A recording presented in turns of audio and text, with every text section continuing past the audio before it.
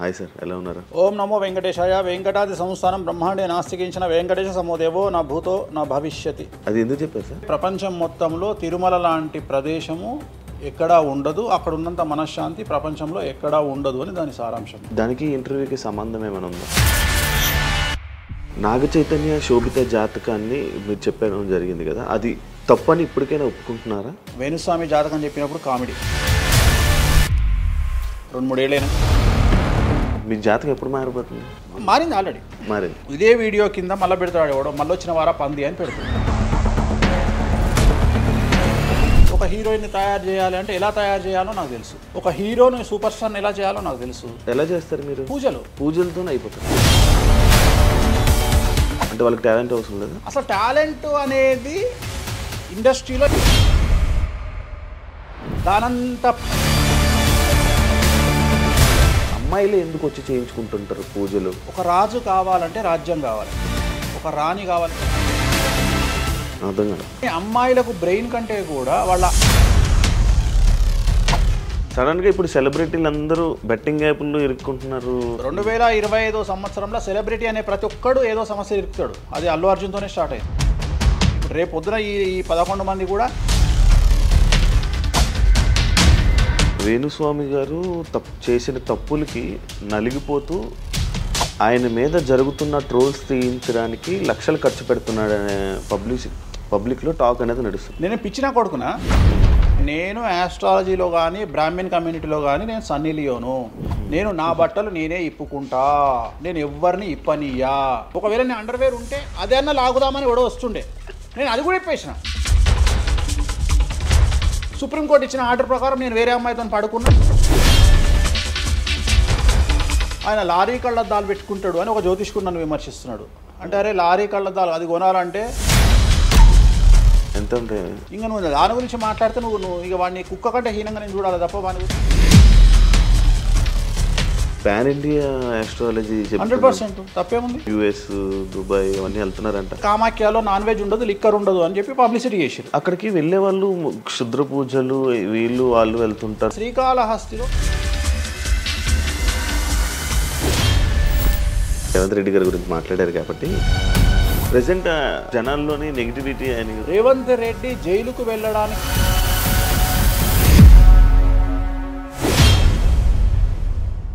Hi hello నమస్తే, నేను మీ anchor Shiva. Welcome to iDream Media. ఈరోజు మన ముందున్న గెస్ట్ ఆల్రెడీ ప్రోమో చూస్తే మీకు అర్థమైపోయి ఉంటుంది, మన వేణుస్వామి గారు ఈరోజు మనతో ఉన్నారు. నేను గత 2-3 సంవత్సరాల నుంచి అనుకుంటున్నాను అసలు వేణుస్వామి గారిని కలవాలి, ఒకసారి మనం మాట్లాడాలి, మనం కూడా ఇంటర్వ్యూ చేయాలి, కొన్ని విషయాలు తెలుసుకోవాలి అని నేను చాలాసార్లు ప్రయత్నించాను, బట్ అవ్వలేదు. ఫైనల్గా ఇప్పుడు అయ్యింది. హాయ్ సార్, ఎలా ఉన్నారు? ఓం నమో వెంకటేశాయ. వెంకటాది సంస్థానం బ్రహ్మాండే నాస్తికించిన వెంకటేశ సమోదేవో నా భూతో నా భవిష్యతి. సూపర్. అది ఎందుకు చెప్పారు సార్? ఇప్పుడు వెంకటాద్రి సంస్థానం బ్రహ్మాండే నాస్తికించిన వెంకటేశ సమోదేవో నా భూతో నా భవిష్యతి అంటే కలియుగ దైవమైనటువంటి ప్రోటోకాల్ దైవమైనటువంటి వెంకటేశ్వర స్వామి వారు లాంటి భగవంతుడు, దేవుడు ఇక రాడు, రాలేడు, రాబోడు. అలాగే ప్రపంచం మొత్తంలో తిరుమల లాంటి ప్రదేశము ఎక్కడా ఉండదు, అక్కడ ఉన్నంత మనశ్శాంతి ప్రపంచంలో ఎక్కడా ఉండదు అని దాని సారాంశం. దానికి ఇంటర్వ్యూకి సంబంధం ఏమైనా ఉందా? నేను ఫాలో అయ్యేది శ్రీ వెంకటేశ్వర స్వామిని, కామాఖ్య అమ్మవారిని. సో మనం ఏదైతే జనరల్గా మాట్లాడతామో ఆ మాట్లాడే సందర్భంలో ఈ జనరల్గా నాకు ఇప్పటి వరకు గత 20 సంవత్సరాల నుండి ఏ ఇంటర్వ్యూలో కూడా పేపరు పెన్ను ప్రిపేర్ అవ్వడము, పేపర్లు పెన్నులు పెట్టుకొని వచ్చి కూర్చోవడము అలవాట్లేదు. సో నేను కూర్చొని మాట్లాడింది అంతా కూడా ఆ స్వామి అమ్మవారు మాత్రమే పలికిస్తారు. సో నేను మాట్లాడే ప్రతి మాట నాకు సంబంధం లేదు, ఎందుకంటే మీరు అబ్జర్వ్ చేసిరు నా దగ్గర ఏ పెన్ను లేదు, పేపర్ లేదు. మీరు ఏం అడుగుతారో నాకు తెలియదు, నేను మీతో ఈ ప్రశ్నలు అడగాలని నేను ఇంతవరకు చెప్పలేదు. సో మీరు ఏం అడుగుతారో మీ ఐక్యూ లెవెల్ని బట్టి ఉంటుంది. సో నాకు ఆన్సర్ చేసేది స్వామి అమ్మవార్లు ఆన్సర్ చేస్తారు. సో అది చెప్పి ఇంటర్వ్యూలో కూర్చోవడం నాకు అలవాటు. సో ఏదైనా మీరే పలికిస్తారు అనేటువంటి బ్లైండ్ నమ్మకంతో, గుడ్డి నమ్మకంతో ఆ స్వామిని అమ్మవారిని నమ్ముకొని కూర్చుంటాను ఇంటర్వ్యూలో. సో నాకు అలవాటు ఏంటంటే కలియుగ దైవం, ప్రోటోకాల్ దైవం మనం చూస్తుంటాం. మాకు రాముడు ఇష్టము, మాకు శివుడు ఇష్టము. వెంకటేశ్వర స్వామి వద్ద మాత్రమే డబ్బు ఉంటుంది, వేరే వాళ్ళ దగ్గర డబ్బులు ఉండవు. ఉదాహరణ, రాముడు ఉన్నాడు, సంవత్సరం నాడు ఒకటే రోజు ఆయన దగ్గరికి పోతాం మనం, అది శ్రీరామనవమి. శివుడు ఉన్నాడు, శివరాత్రి నాడు తప్ప ఎప్పుడూ పోము, కానీ ప్రతిరోజు వెళ్ళేది వెంకటేశ్వర స్వామి వారి దగ్గర. వెంకటేశ్వర స్వామి భోగమైనటువంటి అనుభవిస్తూ ఉంటాడు. ఆయనకు భోగ శ్రీనివాసులు అని వెంకటేశ్వర స్వామి వారు, మనం తిరుపతికి వెళ్తే తిరుపతిలో వెంకటేశ్వర స్వామి వారి దగ్గర చిన్న విగ్రహం ఉంటుంది కింద, దాన్ని భోగ వెంకటేశ్వర స్వామి అంటారు. అంటే ఆయనకున్నంత అనుభవించేదంతా ఆయన్ని అక్కడనే ఆ వెంకటేశ్వర స్వామి వారే అనుభవిస్తారు. సో అందుకని ఆయనకు అంత లగ్జరీ లైఫ్ ఉంటుంది. సో లక్ష్మి కూడా వెంకటేశ్వర స్వామి వారి దగ్గరనే ఉంటుంది. అంటే మన కలియుగంలో ప్రోటోకాల్ దైవం అంటే వెంకటేశ్వర స్వామి. డబ్బును ఎంజాయ్ చేయాలి, డబ్బు రావాలి, లగ్జరీస్ అంటే వెంకటేశ్వర స్వామి. అందుకనే వెంకటేశ్వర స్వామి వారి మాట తీసుకొని మాత్రమే నేను ఇంటర్వ్యూని స్టార్ట్ చేస్తాను. మీకు డబ్బు రావాలని? ఎవరికి? మీకు. నాకు డబ్బు వచ్చింది ఆల్రెడీ, ఎనఫ్. ఎలా వచ్చింది? ఎలా సంపాదించారు?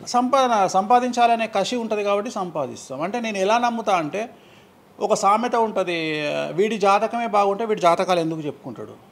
సో నా జాతకం బాగుంది అని ప్రూవ్ చేసుకోవడానికి the first ever astrologer range rover వాడేటువంటి జ్యోతిష్కుడు నేను ఒక్కనే ఇండియాలో. సో అన్ని లగ్జరీస్ లైఫ్లో ఎంజాయ్ చేస్తేనే వేరే వాడికి మనం మాట్లాడేటువంటి రైట్స్ ఉంటాయి అనేటువంటిది ఉద్దేశం నాది. ఓకే, ఎగ్జాంపుల్ చెప్తా.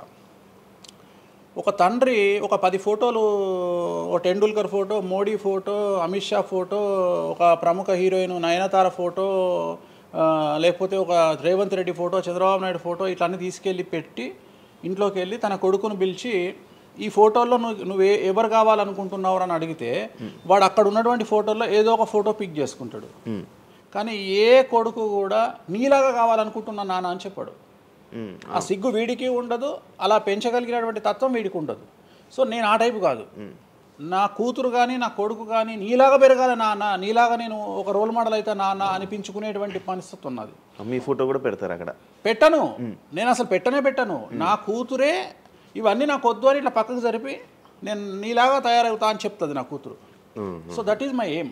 సో ఎయిమ్ కదా సక్సెస్. నేను ఇవాళ నా కూతురు నన్ను చూస్తే నా తండ్రి నాకు రోల్ మోడల్ అని చెప్తుంది. రోల్ మోడల్ అని చెప్పాలంటే అన్ని రకాలుగా ఉండాలి.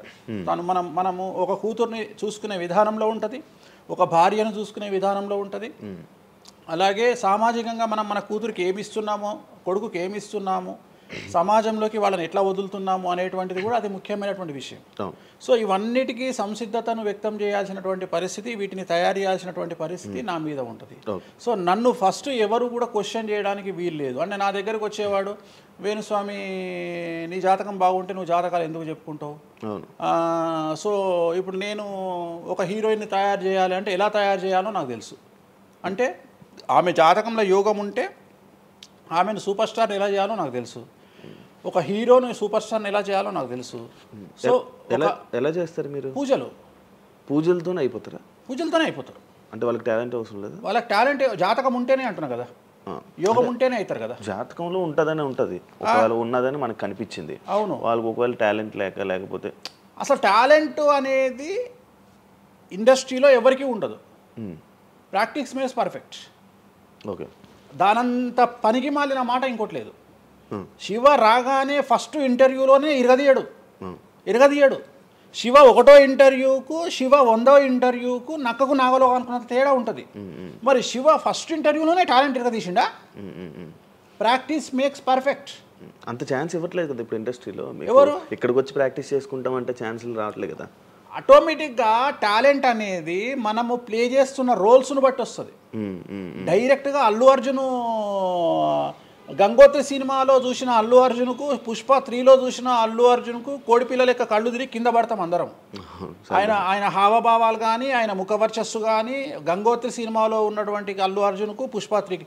మరి గంగోత్రిలోనే పుష్ప 3 లాగా ఎందుకు లేడు అల్లు అర్జున్ అంటే? మరి అప్పుడు టాలెంట్ లేదా? సో ఇక్కడ ప్రాక్టీస్ మేక్స్ పర్ఫెక్ట్. అంటే కొన్ని పనికి మాలినటువంటి మాటలు మాట్లాడేటువంటి ఎప్పుడో 50 ఏళ్ళ కింద సామెతలను తీసుకొచ్చి రుద్దే ప్రయత్నం చేస్తారు. సో ఇక్కడ టాలెంట్ అనేది పక్కన పెడదాం, అవకాశం ముఖ్యం. నువ్వు టాలెంట్ ప్రూవ్ చేసుకోవాలంటే అవకాశం ముఖ్యం. శివ అనేవాడు యాంకరింగ్లో తోపు తురుము అని ప్రూవ్ చేసుకోవాలంటే అవకాశం ముఖ్యం. అవకాశం లేకపోతే శివలో టాలెంట్ ఉండదు, ఆ టాలెంట్ డెవలప్మెంట్ ఉండదు. సో ఇక్కడ ఏంది అంటే అవకాశాలు రావడం కోసం మనం ప్రయత్నం చేస్తాం. ఒక సీఎం సీట్ ఎక్కడం కోసం సీఎం ఏం చేస్తాడు అని తెలవాలి అంటే సీట్ ఎక్కాలి. సీట్ ఎక్కిన తర్వాత సీఎంగా ఈయన పనికొస్తాడా రాడని డిసైడ్ అవుతుంది. అట్లనే ఒక అమ్మాయి హీరోయిన్ అయిన తర్వాత ఈ అమ్మాయికి అంత సీన్ ఉందా లేదా అనే విషయం తెలుస్తుంది. సో మనం కనుక నయనతారని తీసుకున్నా, సమంతని తీసుకున్నా, ఏ హీరోయిన్ తీసుకున్నా, ఏ హీరోని తీసుకున్నా వాళ్ళ ఫస్ట్ సినిమాకు, వాళ్ళ 3వ సినిమాకు, వాళ్ళ 30వ సినిమాకు ఎక్స్ట్రీమ్ చేంజెస్ ఉంటాయి. సో ఇవన్నీ ఎట్లా వస్తున్నాయి అంటే ఫస్ట్ సినిమాకి టాలెంట్ లేదు, వాళ్ళు సానబట్టబడతారు, వాళ్ళకు వచ్చేటువంటి క్యారెక్టర్ల ద్వారా వాళ్ళు ఆ లెవెల్కి వస్తారు. అట్లనే ఒక గ్రామస్థాయి సర్పంచ్ నుండి స్టార్ట్ అయినటువంటి వ్యక్తి వాళ్ళ రాష్ట్రానికి తెలంగాణకు ముఖ్యమంత్రి అయిన రేవంత్ రెడ్డి అంటే ఆయన ప్లానింగు, ఆయన ఎట్లా చేయాలి, ఎట్లా సీఎం కావాలి అనే ఆలోచనల ద్వారా ఇక్కడికి వచ్చిండు. తెలంగాణలో కాంగ్రెస్లో ఎంతోమంది తోపులు తురుములు ఉండగా రేవంత్ రెడ్డి ఎందుకు సీఎం అయ్యిండు అంటే రేవంత్ రెడ్డి టార్గెట్ సీఎం పదవి.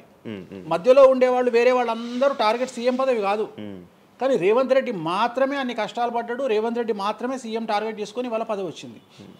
సో ఇది ప్రాక్టీస్ మేక్స్ పర్ఫెక్ట్. సో మనం ఎంత ప్రాక్టీస్ చేస్తే అంత పర్ఫెక్ట్ అవుతాం. అంతేగాని టాలెంట్ చూపించుకోవాలి అంటే అవకాశం రావాలి, అవకాశం వచ్చిన దాన్ని వాడుకోవాలి, అన్నిటికంటే ధైర్యం కావాలి. There is no development in comfortable zone. కలియుగంలో కంఫర్టబుల్ జోన్లో ఎప్పుడూ డెవలప్మెంట్ ఉండదు. తెలంగాణ రాష్ట్రంలో కాంగ్రెస్ పార్టీలో మనం గనక కాంగ్రెస్ పార్టీలో ఉన్నటువంటి వ్యక్తులను తీసుకుంటే ఒక రేవంత్ రెడ్డి మినహా ఎవరు కూడా జైలుకి వెళ్ళలేదు. రేవంత్ రెడ్డి జైలుకు వెళ్ళడానికి కూడా సంసిద్ధత వ్యక్తం చేసినాడు, అలాంటి ఫైటింగ్ చేసినాడు. అంటే కంఫర్టబుల్ జోన్ దాటి రిస్క్ జోన్లో ఫైట్ చేయడం వల్ల ఇవాళ సీఎం అయినాడు. మిగతా వాళ్ళందరూ ఎక్కడనో దగ్గర భయపడ్డమో బాధపడ్డమో వెనకడిగేయడం వల్లనో వాళ్ళు అక్కడనే ఉండిపోయారు. ఈయన మాత్రమే జైలుకు వెళ్ళి మరీ ఫైట్ చేసి వాళ్ళ సీఎం అయ్యాడు. అంటే ఎవరైతే కష్టపడతారో వాళ్ళకు ఫలితం దక్కుతుంది, ఎవరైతే కంఫర్టబుల్ జోన్లో ఉంటారో వాళ్ళు కంఫర్ట్ లెవెల్ అట్లనే ఉంటుంది. సో సమాజంలో మనం బయటికి వచ్చి ఫైట్ చేసి అన్నిటినీ ఎదుర్కొని 10 మందితో దొబ్బులు తిని సోషల్ మీడియాలో దొబ్బించుకొని కింద కామెంట్లు పెట్టించుకొని బండనాయదవా దొంగనాయదవా అని కామెంట్లు పెట్టించుకొని సో ఇవన్నీ ఓవర్కమ్ అయ్యి సమాజాన్ని అర్థం చేసుకొని ఓహో వీళ్ళంతా పనికి మాలిన వెధవలు కామెంట్ల రూపంలోనే ఉంటారు అని మనం ఫైట్ చేస్తూ ముందుకు వెళ్తేనే మనకు లైఫ్ దొరుకుతుంది. ఇప్పుడు రేవంత్ రెడ్డి గారి గురించి మాట్లాడారు కాబట్టి ప్రజెంట్ జనాల్లోని నెగిటివిటీ నేను ప్రిడిక్షన్స్ని కానీ వేరే వాటిని చెప్పట్లా. నేను ఒక మంచి విషయాన్ని తీసుకొని మాత్రమే చెప్తా ఉన్నాను. నేను మంచి విషయాన్ని మాత్రమే తీసుకొని చెప్పాను. వేణుస్వామి గారు ఎప్పుడు అంటే లైక్ ఇందాక మాట్లాడుతున్నట్టే హీరోయిన్లు మనం టాలెంట్ ఉన్న వాళ్ళు చేస్తాం. ఎక్కువ వేణుస్వామి దగ్గర చేసుకున్న యాక్టర్స్ అమ్మాయిలే ఎందుకు వచ్చి చేయించుకుంటుంటారు పూజలు వేణుస్వామి గారి దగ్గర? ఒక రాజు కావాలంటే రాజ్యం కావాలి, ఒక రాణి కావాలంటే రాజు ఉంటే సరిపోతుంది. అర్థం కాలేదా? ఒక వ్యక్తి రాజు కావాలంటే రాజ్యాన్ని సంపాదించాలి. రాజ్యాన్ని సంపాదించాలంటే సగం జీవితం సంక నాకిపోతుంది ఒక వ్యక్తికి. అంటే శివ అనే వ్యక్తి ఒక 100 కోట్ల రూపాయలు సంపాదించాలంటే సగం జీవితం సంక నాకిపోతుంది. అవును, రైట్. కానీ శివను పెళ్లి చేసుకోవడానికి ఒక అమ్మాయికి మ్యాక్సిమం 10 మినిట్స్ చాలు. ఎస్, అంటే శివ నచ్చితే చాలు, శివకు అమ్మాయి నచ్చితే చాలు, పని అయిపోయింది. అంటే 10 నిమిషాల్లో ఆ అమ్మాయి 100 కోట్ల వారసురాలు అయిపోయింది. అలాగే 100 కోట్ల అధిపతి కూడా తనకు దక్కిండు. సో అమ్మాయిల డెవలప్మెంట్ అనేది ఎక్స్ట్రీమ్గా ఉంటుంది. ఉదాహరణ, ఒక ఇంటర్వ్యూకు 10 మంది అమ్మాయిలు 3 అబ్బాయిలు వస్తే ఈ 10 మంది అమ్మాయిల ఇంటర్వ్యూలు అయిపోయినాక వీళ్ళు సెలెక్ట్ కాకపోతే వాడి అదృష్టం మహాసుడిగా ఉంటే వాడు వస్తాడు సీన్లోకి. అంతే తప్ప 99% వీడు ఇక్కడనే కథం అయిపోతారు అమ్మాయిల దగ్గరనే, వాడికి అంత అవకాశం ఉండదు. సో కలియుగం అనేది 2002 తర్వాత షిఫ్ట్ అయింది. ఒకప్పుడు ఆడవాళ్ళకి అవకాశాలు తక్కువ, మగవాళ్ళకి ఎక్కువ. ఇప్పుడు టోటల్ రివర్స్ అయింది. ఏంటంటే 95% అవకాశాలు అమ్మాయిలకే ఉంటాయి, ఒక 5% మాత్రమే అబ్బాయిలకు ఉంటాయి. అందుకే అబ్బాయిలు అందరూ ఇప్పుడు అమ్మాయిలా మారిపోతున్నారు అంటారా? బెస్ట్ కదా. ఇప్పుడు మొత్తం జెండర్ అంతా మారిపోయింది. కారణం ఏంటంటే అమ్మాయిలకు ఉండేటువంటి వెసులుబాటు అబ్బాయిలకు ఉండదు. నేను అదే చెప్తున్నా. ఇప్పుడు మగవాడు కష్టపడి పైకి రావడానికి చాలా టైం తీసుకుంటుంది, ఆడవాళ్ళు పైకి రావడానికి చాలా ఈజీగా పైకి వస్తారు. నేను అనేది ఏంటంటే వాళ్ళ కష్టంతో పాటు వాళ్ళ గ్లామర్ వాళ్ళకు తోడవుతుంది. అవును, ఇప్పుడు మీరు ఏ పాయింట్ చెప్పారో అర్థమైంది. ఇప్పుడు అమ్మాయిలకి ఎలాగో అవకాశాలు ఉన్నాయి కదా, మరి ఆల్రెడీ వాళ్ళకి ఎలాగో అవకాశాలు వస్తాయి కాబట్టి మరి మీరు వాళ్ళని ఎందుకు అమ్మాయిలనే చూడడం? అంటే రాని వాళ్ళకు నేను చూస్తున్నా. ఇప్పుడు వచ్చిన వాళ్ళు నా దగ్గరికి రారు కదా. ఇప్పుడు కరోనా వస్తేనే హాస్పిటల్కి పోతాడు, కానీ కరోనా రాకముందే పండుకోడు కదా హాస్పిటల్లో. సో అట్లనే వేణుస్వామితో పని ఉంటేనే వస్తారు. రెండవది, అమ్మాయిలకు ఉండే వెసులుబాటు ఏంటంటే అబ్బాయిలు కూడా చేసుకుంటారు నా దగ్గర, కానీ అబ్బాయిల డెవలప్మెంట్ అనేది చాలా తక్కువగా ఉంటుంది. ఉదాహరణ, నా దగ్గరికి వచ్చే అమ్మాయిలు ఓన్లీ సినిమా కోసం రారు. చాలామందికి తెలియదు ఈ విషయం. అంటే చాలామంది ఏమనుకుంటారంటే వేణుస్వామి దగ్గరికి వచ్చే అమ్మాయిలు సినిమా కోసమే వస్తారు, రారు. నా దగ్గరికి వచ్చే అమ్మాయిలు ఒక రాజకీయ నాయకురాలిగా వక్తగా కావాలని వస్తారు. సో పొలిటీషియన్ కావాలని వస్తారు. అన్నిటికంటే ఎంటర్ప్రెన్యూర్ కావాలని వస్తారు. ఒక బోటికో లేకపోతే ఒక గోల్డ్ షాపో ఏదో పెట్టుకొని బిజినెస్ కోసం వస్తారు. సో నా దగ్గరకు వచ్చేటువంటి వాళ్ళల్లో 10 మందిలో ఒకళ్ళు ఇద్దరు సినిమా ఇండస్ట్రీకి సంబంధించిన వాళ్ళు వస్తారు. 8 మంది వేరే వేరే వేరే వేరే వ్యాపారాలకు సంబంధించి చాలా ఉన్నాయి. ఇప్పుడు లైసెన్సింగ్ చేసేవాళ్ళు ఉన్నారు, చాలామంది తెలియదు. ఇప్పుడు ఢిల్లీలో లైసెన్సింగ్ చేసేవాళ్ళు 100 మంది అమ్మాయిలు ఉన్నారు నాకు తెలిసిన వాళ్ళు. అంటే పెద్ద పెద్ద కాంట్రాక్ట్లు ఇప్పించేవాళ్ళు, పెద్ద పెద్ద వాళ్ళు. సో అలాంటి వాళ్ళు నా దగ్గరికి ఎక్కువగా వస్తారు. అంటే నా దగ్గరికి వచ్చేవాళ్ళు ఈ ఉద్యోగాలు చేసుకునే వాళ్ళు, ఇలాంటి వాళ్ళు రారు. నేనేమంటానంటే job is a biggest scam in the world. ప్రపంచంలో ఉద్యోగం అనేది అతిపెద్ద స్కామ్. సో దాన్ని ఇప్పుడు ఒక కోతి ఉంది, ఆ కోతికి మీరు డజన్ అట్టిపళ్ళు ఇవ్వండి, ఒక 2000 రూపాయలు ఇవ్వండి, అది డజన్ అట్టిపళ్ళే తీసుకుంటుంది. కానీ ఈ 2000 రూపాయలతోటి నేను ఒక 10 గెలలు కొనుక్కుంటాననే నాలెడ్జ్ దానికి లేదు. అంటే ఒక రకంగా జాబ్ అనేది ఇచ్చి ఆ వ్యక్తిని మనం మోసం చేయడం. సో జాబ్కి అలవాటు అయిపోయిన వాడు కంఫర్టబుల్ జోన్లోకి వెళ్ళిపోతాడు. సో నేనేం చెప్తా అంటే ఆ జాబు నుండి మనమే 100 జాబులు ఇచ్చే స్థాయికి ఎదగాలి అనే కసి ఉండి అక్కడికి వెళ్ళాలి. ఆ కసి ఉంటేనే పని లేదు. కలియుగంలో కష్టపడి అనే మాట మాట్లాడితే దానంత దరిద్రం ఇంకోటి లేదు. ప్రపంచంలో అతి పెద్దగా ఎక్కువగా కష్టపడేది గాడిది. అది ఈ పాటికి ఎక్కడో ఉండాలి, అది లేదు. రైట్. సో మనం కష్టపడడం కాదు, బ్రెయిన్తో పనిచేయాలి. కష్టంతో పాటు బుర్ర ఉండాలి. కష్టం అనేది పనిచేయదు. నేను ఏమంటున్నానంటే ఈ ప్రపంచంలో బాగా కష్టపడేటువంటి మనిషి డ్రైనేజీలోకి దిగి పనిచేసేటువంటి సేవకుడు. సో ఆయన పడే కష్టానికి పర్ డే 10 లక్షలు ఇచ్చినా తక్కువనే. కానీ మనం ఆయనకి అట్లా ఇవ్వట్లా. అంటే ఇక్కడ బ్రెయిన్తో పనిచేసే వాడికే డబ్బు మిగులుతుంది. నేను మాట్లాడేది బ్రెయిన్తో. కానీ అమ్మాయిలకు బ్రెయిన్ కంటే కూడా వాళ్ళ అందముతో పనిచేస్తే డబ్బులు దొరుకుతాయి. ఇప్పుడు వాళ్ళ ఇప్పుడు మనం ఉన్నాం, నువ్వో నేను ఒక ఇన్స్టాగ్రామ్లో పోస్ట్ పెడితే ఎవరు చూడు. అదే ఒక అమ్మాయి పెడితే 2 మిలియన్లు వెళ్ళిపోతుంది. ఇప్పుడు అదే కదా జరిగేది. ఇప్పుడు బెట్టింగ్ యాప్స్లోకి వీళ్ళు ఎందుకు వచ్చారు అంటే వాళ్ళను ట్రాప్ చేసేవాడు కూడా ఈ అమ్మాయిలకు 2 మిలియన్ల ఫాలోవర్స్ ఉన్నారు, కనీసం మిలియన్కు రీచ్ అవుతుంది వీళ్ళ వీడియో అనే ఉద్దేశంతో పెట్టిస్తున్నాడు. సో పెట్టడం ఎందుకు ఏంటి అనవసరం పక్కన పెడితే వాళ్ళకుండే క్రేజ్, అమ్మాయిలకు ఉండే క్రేజ్ అలాంటిది. నేను అదే చెప్తున్నా, ఆ క్రేజ్ అమ్మాయిలకు చాలా ఈజీగా వస్తుంది. ఎందుకంటే గ్లామర్గా ఉండే అమ్మాయిలు చాలా ఈజీగా జనాల్లోకి వెళ్ళిపోతారు. సో చాలా వాళ్ళకు ఉండే అవకాశాలు చాలా ఎక్కువ. ఇప్పుడు రీసెంట్ మీరు బెట్టింగ్ యాప్ ఇన్ని రోజులు లేని బెట్టింగ్ యాప్ అంటే గత 2 సంవత్సరాల నుంచి ఫైట్ చేస్తున్నారు బెట్టింగ్ యాప్ల గురించి. వీళ్ళు సడన్గా ఇప్పుడు సెలబ్రిటీలు అందరూ బెట్టింగ్ యాప్లు ఇరుక్కుంటున్నారు. సెలబ్రిటీలే కాదు, 2025 సంవత్సరంలో సెలబ్రిటీ అనే ప్రతి ఒక్కడు ఏదో సమస్య ఇరుకుతాడు. అది అల్లు అర్జున్తోనే స్టార్ట్ అయింది. సో జాతకంలో అల్లు అర్జున్ యోగంలో 6వ ఇంట్లో శని, అల్లు అర్జున్ది కన్యారాశి. కన్యారాశి 6వ ఇంట్లో శనిలో ఉండగా అల్లు అర్జున్ జైలుకి వెళ్ళాడు. సో దానివల్ల ఆయనకు వెంట్రుక ముక్కతో సమానం. ఎందుకంటే తెల్లారు వచ్చి ఆయన టిఫిన్ చేస్తే ఆపలేరు, ఆయన టూర్కు పోతే ఆపలేరు, ఆయన రేపు పొద్దున పుష్ప 3కి 3000 కోట్లు వసూలు చేస్తుంది, దాన్ని ఎవడు ఆపలేడు. అంటే ఒక వ్యక్తిని జైలుకు పోయి ఇచ్చినంత మాత్రం ఎవడు ఆపలేడు. మహా అంటే బెయిల్ తీసుకొని బయటకు వస్తాం. ఇప్పుడు రేపు పొద్దున ఈ 11 మంది కూడా సరే జైలుకు పోతారా పోరా అంత తీవ్రమైన నేరమా నాకు ఐడియా లేదు.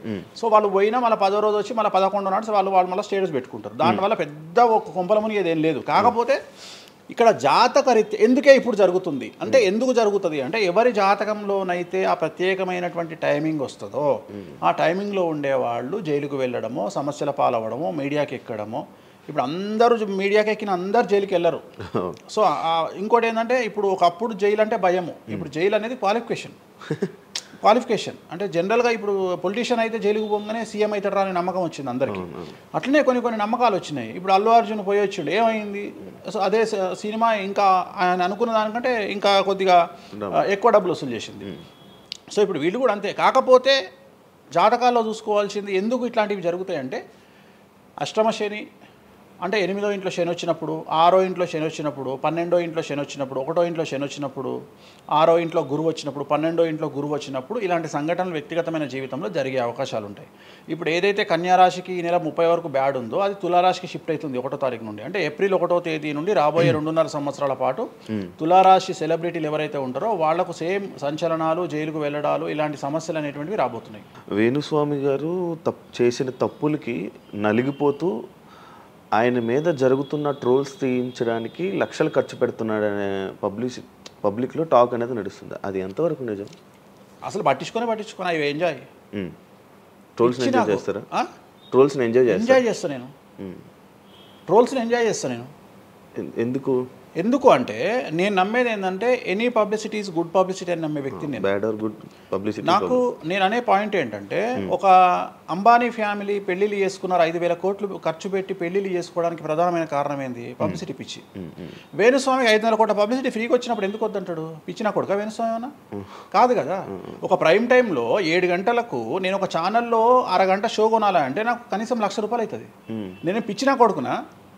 నాకు వచ్చే పబ్లిసిటీ ఎంత ఎక్స్ట్రీమ్ పబ్లిసిటీ వస్తుంది. నేను ఎప్పుడు బాధపడతా?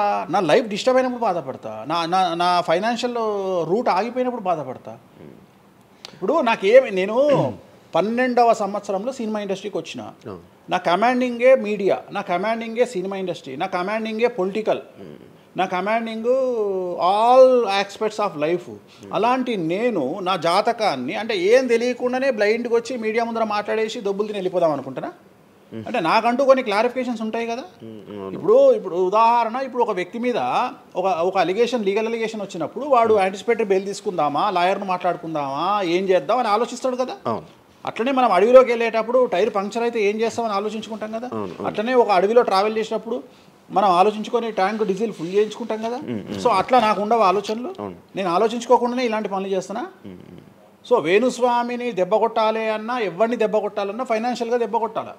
బట్ నేను అవకాశం అవతల వాడికి ఇయ్యాను. కారణం ఏంటంటే ఒక ఎలుకలాగానో ఒక పాములాగానో, ఒక ఎలుక కానీ పాము కానీ తన శత్రువుల దాడి నుండి బయటికి రావాలంటే 7 నుండి 8 బొక్కలు చేసుకుంటుంది ఒక హోల్లో. అంటే ఇటు రాడ్ పెడితే ఇటు వెళ్ళిపోతుంది, ఇటు రాడ్ పెడితే ఇటు వెళ్ళిపోతుంది. సో అట్లనే నేను ఒక 4-5 రకాల ఆర్థిక వనరులను ఏర్పాటు చేసుకున్నా. నా మెయిన్ ఇది కాదు. ఇది కాకుండా ఇంకా 4-5 రకాల ఆర్థిక వనరులను ఏర్పాటు చేసుకున్నా. ఈరోజు దుకాణం బంద్ చేయమంటే ఇదే క్షణంలో దుకాణం బంద్ చేసి కాలు మీద కాలేసుకొని నా పనులు నేను చేసుకుంటాను. సో అంత కంఫర్టబుల్ జోన్లో ఉన్నా నేను. సో నాకు టెన్షన్ లేదు. నాకు అంటే నన్ను ఎవడో ఆపేస్తాడు, నేను ఆగేయాలి ఏం లేదు, హ్యాపీగా వెళ్ళిపోతుంది. సపరేట్ బిజినెస్లు ఉన్నాయి నాకు. 190 వ్యాపకాలు ఉన్నాయి నాకు. నన్ను జ్యోతిష్యం, నేను 4 నెలలు జ్యోతిష్యం చెప్పుకోకపోతే జ్యోతిష్యం మీద సంపాదించేదానికంటే ఇంకో ₹5 ఎక్కువ సంపాదించుకున్నా. ఇప్పుడు మధ్యలో నేను ఒక 4 నెలలు రెస్ట్ తీసుకొని నాకు వేరే వ్యాపకాలు చూసుకుంటే నాకు ఈజీ, ఎందుకంటే నేను కాన్సన్ట్రేషన్ చేయలేకపోతున్నా. సో ఇప్పుడు నాకు దొరికింది మొన్నటి వరకు, నేను ఆ పని చేసుకున్నా. రెండోది ఉగాదికే కదా నేను మాట్లాడేది, తర్వాత ఏం మాట్లాడతా.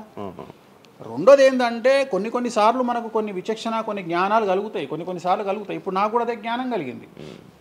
ఎందుకు అంటే ఇక్కడ వాక్యూమ్ నేను కవర్ చేసిన, టాలీవుడ్లో తెలుగులో వాక్యూమ్ కవర్ చేసిన, ఇక్కడ ఏం లేదు. సో నేను వాక్యూమ్ ఇంకా క్లియర్ చేసుకోవాలి, ఇంకా పెంచుకోవాలి అంటే బాలీవుడ్కు పోవాలి, కన్నడ పోవాలి, తమిళ్ పోవాలి. సో అటువైపు నేను కాన్సన్ట్రేషన్ చేస్తున్నా ఎక్కువగా. అందుకని నేను ఇక్కడ సెలబ్రిటీల గురించి చెప్పడం ఆపేసిన, తెలుగు సెలబ్రిటీల గురించి చెప్పడం లేదు. ఇప్పుడు మీరు పాన్ ఇండియా ఆస్ట్రాలజీ 100% తప్పేముంది? అదే విన్నాను రీసెంట్గా. యుఎస్, దుబాయ్ అవన్నీ వెళ్తున్నారంట. అంటే దాని అర్థం క్లయింటేల్ ఉందనే కదా. ఇప్పుడు మన యూరోప్ పోయి వచ్చిన సరే, ఒక పెద్ద విషయంలో వెళ్ళేసి వచ్చిన చెప్పుకోవాలని లేదు, చెప్పను. క్లయింటేల్ ఉంది. ఆస్ట్రేలియాకి రెగ్యులర్గా ఎవ్రీ 3 months ఆస్ట్రేలియా పోతా, ఎవ్రీ 3 months లండన్ పోతా నా క్లయింటేల్కు. తప్పేముంది? అంటే ఉన్నట్టే కదా, నేను అనేది ఉన్నట్టే కదా. ఇప్పుడు విచక్షణ కలిగిన వాడు ఆలోచిస్తాడు. అంటే వేణుస్వామి మీద ఎందుకు వస్తున్నాయి రూమర్స్, ఎందుకు వేణుస్వామిని టార్గెట్ చేస్తున్నారు, నాకు అనవసరం. వాళ్లకు అవసరం ఉన్నోడు ఎంక్వైరీ చేసుకొని నా దగ్గరకు వస్తాడు. నేను ఇంకోటి అందరికి ఒకటే చెప్తా, నా పాజిటివ్ వీడియోల కంటే నా నెగిటివ్ వీడియోలే చూడండి. ఫస్ట్ జనాలు నన్ను ఎక్కిన వీడియోలు చూడండి, నన్ను దొబ్బిన వీడియోలు చూడండి, నా గురించి నెగిటివ్గా పెట్టిన వీడియోలు చూడండి. అప్పటికే మీకు నా మీద నమ్మకం కలిగితేనే నా దగ్గరికి రండి, లేకపోతే రావద్దు.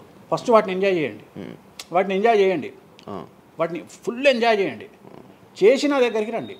అట్లాంటి వాళ్ళే నా దగ్గరకు వస్తారు. అవునా? నాకు అదే కావాలి. చెప్పారా? నాకు అదే, నాకు టీవీలో ఎప్పుడు కూడా చెప్తున్నా కదా, వాళ్ళు వచ్చిన వాళ్ళు ఎవరైనా వచ్చిన వాళ్ళు చెప్తారు కదా. ఇప్పుడు ఉదాహరణ ఏమంటారు అంటే, ఇప్పుడు కామాఖ్య ఉంది, కామాఖ్యకి వెళ్తే ఇప్పుడు ఎవరో ఒకళ్ళు పబ్లిసిటీ చేసిరు, కామాఖ్యలో నాన్ వెజ్ ఉండదు, లిక్కర్ ఉండదు అని చెప్పి పబ్లిసిటీ చేసిరు. అవును. చెయ్యంగానే నా కామాఖ్య మెట్లెక్కగానే కనిపించేది నాన్ వెజ్, కామాఖ్య మెట్లెక్కగానే కనిపించేది లిక్కరు, గర్భగుడిలో ప్రదర్శనం చేస్తున్నంతసేపు మనకు కనిపించేది నాన్ వెజ్, లిక్కరు. సో అక్కడికి ఇప్పుడు ఎగ్జాంపుల్ చెప్తా. ఇప్పుడు శివ అనే వ్యక్తి కామాఖ్యకి ఇంతవరకు వెళ్ళలేదు. సో ఇప్పుడు ఏమనుకుంటాడంటే, వేణుస్వామి గురించి చెప్పిన ప్రచారాన్ని శివ నమ్ముతాడు. నాకు అదే కావాలి, ఇప్పుడు నమ్మడమే కావాలా. కానీ శివ నెల తర్వాత కామాఖ్యకి వెళ్తాడు. వెళ్ళిన తర్వాత ఎక్కడ చూసినా అడుగున నాన్ వెజ్, లిక్కర్ కనిపిస్తుంది శివకు. శివకు లాస్ట్కు ప్రసాదం కూడా నాన్ వెజ్ ఇస్తారు, ప్రసాదం కూడా లిక్కరే ఇస్తారు. అంటే తాగున ఆయన అని చెప్పి చేతిలో పోస్తారు. అంటే తీర్థంలో లిక్కర్ పోసి మీకు తీర్థం ఇస్తారు, మీరు తీర్థం తాగుతారు, లిక్కర్ పోసిరు. అప్పుడు ఒకసారి మీకు గుర్తొచ్చేది ఎవరు? వేణుస్వామి. ఓహో, వేణుస్వామి చెప్పింది 100% నిజము. అంటే మనం మూర్ఖులము, ఇన్ని రోజులు నమ్మింది, మనం తప్పు చేసినాం వేణుస్వామి విషయంలో.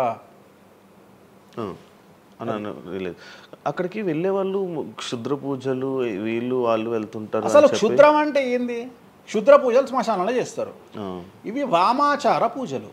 మందులలో, అలోపతి మందుల్లో రెగ్యులర్ మందులు స్టిరాయిడ్స్ లాగా, స్టిరాయిడ్స్ అనేవి ఇవి. సో నాలెడ్జ్ లేకపోతే నిమ్మకాయలు పెట్టిన ప్రతి చోట క్షుద్ర పూజ అంటే, శ్రీకాళహస్తిలో నిమ్మకాయలతోనే పూజ చేస్తారు. క్షుద్ర పూజ నాది అంటే వేణుస్వామి పూజలు చేయడం క్షుద్ర పూజలు, వామాచార పూజలు.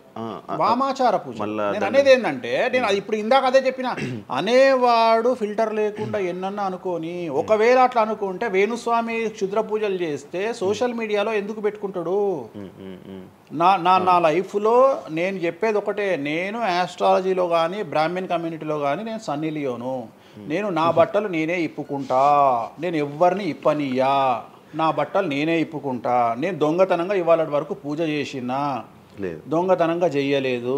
పైన పూజ అవుతుంది, మీరు కెమెరా తీసుకొని పోయి పెట్టుకోండి. నాన్ వెజ్ పెట్టిర్రు, లిక్కర్ పెట్టిర్రు, పైన పూజ అవుతుంది. సో మీ ఇష్టం వచ్చినవి తీసుకోండి. నేను శాస్త్రానికి విరుద్ధంగా చేస్తే అమ్మవారు నన్ను సర్వనాశనం చేస్తుంది. నాకెవడన్నా అడ్డొచ్చి అనవసరంగా అమ్మవారిని బద్నాం చేస్తే వాడు సర్వనాశనం అవుతాడు. Simple logic. ఇంట్లో పెద్ద ఏం లేదు, ఇంట్లో నేను పెద్ద గొప్పగా చెప్పుకునేదే లేదు. వామాచారాన్ని క్షుద్ర పూజలుగా భావించి మాట్లాడుకుంటే మీ కర్మ. ఇంకోటి, నేను ఎందుకు లైవ్లో పెడతా పూజలన్నీ? ఎందుకు పెడుతున్నా అంటే, నేను చేసేటి సక్రమమైనటువంటివి కాబట్టే పెడుతున్నా. ఇంకోటి, ఎక్స్ప్లోర్ చేసేవాడికి తెలుస్తాయి ఇవన్నీ. కామాఖ్య పోవాలంటే పోయేటప్పుడు 15,000, వచ్చేటప్పుడు 15,000, 30,000 రూపాయల ఫ్లైట్ టికెట్ ఎక్కి పోవాలి. ఒకప్పుడు 4,000 రూపాయల ఫ్లైట్ టికెట్ ఉంది వేణుస్వామి ప్రచారం చేయక ముందుకు. వారానికి ఒక్క ఫ్లైట్ ఉండే గౌహతికి. ఇవాళ ప్రతిరోజు పోవడానికి 3 ఫ్లైట్లు, రిటర్న్ రావడానికి 4 ఫ్లైట్లు వేణుస్వామి వల్ల ఏర్పడ్డాయి. ఇవాళ తెలుగు, మీరు కామాఖ్య టెంపుల్కి వెళ్తే ప్రతి 10 మందిలో 5 తెలుగు వాళ్ళే ఉంటారు, కర్ణాటక వాళ్ళు ఉంటారు, తమిళ వాళ్ళు ఉంటారు. సో ఇంత స్ప్రెడ్ అయింది కామాఖ్య. సో రెండవది, తెలియకుండా మాట్లాడే వాళ్ళ గురించి నేను మాట్లాడా, ఎక్స్ప్లోర్ చేసి మాట్లాడే వాళ్ళ గురించి నేను మాట్లాడతాను. మీరు కామాఖ్యకి వెళ్తే ఇప్పుడు గోవాలో ఏముంటుంది? ఉంటుంది. ఉదాహరణ, బ్యాంకాక్ అనగానే ప్రతి నా కొడుకు మాట్లాడేది ఏంది? మసాజ్. హైదరాబాద్ కంటే గొప్పగా ఉంటుందా బ్యాంకాక్? నాకు తెలియదు. ఇండియా కంటే గొప్పగా ఉంటుందా బ్యాంకాక్? మరి ఇప్పుడు అట్లాంటప్పుడు ఆడవాళ్ళు ఎందుకు పోతున్నారు? ఇప్పుడు బ్యాంకాక్కు ఆడవాళ్ళు విపరీతంగా పోతున్నారు. అంటే బ్యాంకాక్లో మసాజ్ కాకుండా బీచెస్, వైట్ శాండ్ బీచెస్ చాలా ఫేమస్, ఫ్రూట్స్ ఫేమస్, చెట్లు ఫేమస్, ఎంటర్టైన్ చేసే ప్లేసెస్ చాలా. అంటే మూర్ఖులు, నాలెడ్జ్ లేనోళ్ళు బ్యాంకాక్ గురించి తప్పుగా మాట్లాడతారు. అట్లనే మన దగ్గర పెద్దాపురం ఉంది. పెద్దాపురం గురించి అదేనా ఇక దాని అర్థం? పెద్దాపురంలో బుట్ట భోజనం చాలా ఫేమస్. నేను ఎక్కడికి వెళ్ళిపోయాను. పెద్దాపురం అని ఉంది, బుట్ట భోజనం ఉంది. పెద్దాపురంలో బుట్ట భోజనం నాకు ఇష్టము, కొంతమందికి వేరే ఇష్టం. అంటే నేను అనేది ఏంటంటే, మీ ఇష్టం వచ్చినట్టు. ఇప్పుడు చిలకలూరుపేట అని పేరు, అంత మాత్రం తప్పు పడతామా? అంటే మూర్ఖపు వేదవాళ్ళు మాట్లాడే మాటలకు నేను తీసుకోవాల్సినటువంటి పని నాకు లేదు. రెండవది, కాదేది విమర్శకు అనర్హం.